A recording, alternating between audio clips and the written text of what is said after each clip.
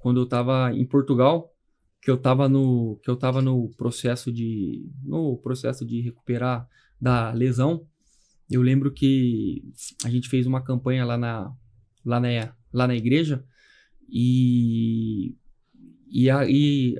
a campanha se dava mais ou menos em você ir todos os dias lá na igreja, né? Durante 10 dias. E depois você ia no lugar que você queria vencer, conquistar. E eu lembro que a gente ia nos cultos todo dia e no final eu e a minha esposa ia lá no estádio, lá do Marítimo, e eu dava uma volta no estádio orando. E eu fiz isso por 7, 10 dias. E eu lembro que eu tava voltando da lesão do joelho, ainda não andava muito bem, e eram umas ruas meio assim, e era à noite, depois do culto, e chovia, eu com medo de escorregar, mas assim, fiz essa campanha firme, entrava no campo, olho ungido, e eu falava assim, vai acontecer ali. E Deus depois mostrou para mim que não era para acontecer ali, era para acontecer na Escócia.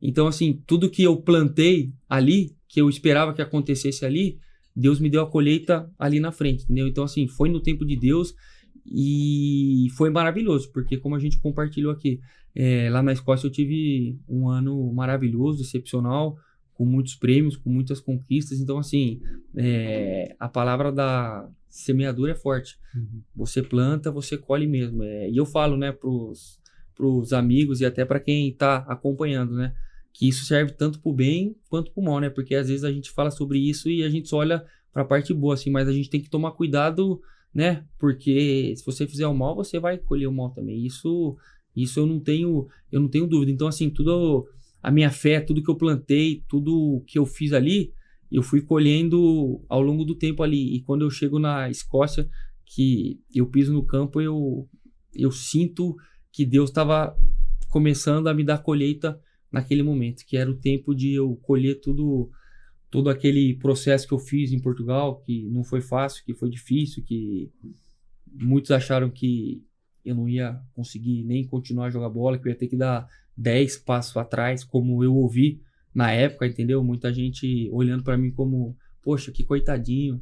E eu nunca quis me colocar nesse lugar. Eu falei, cara, machuquei segunda vez, vou trabalhar mais do que a primeira. E foi assim.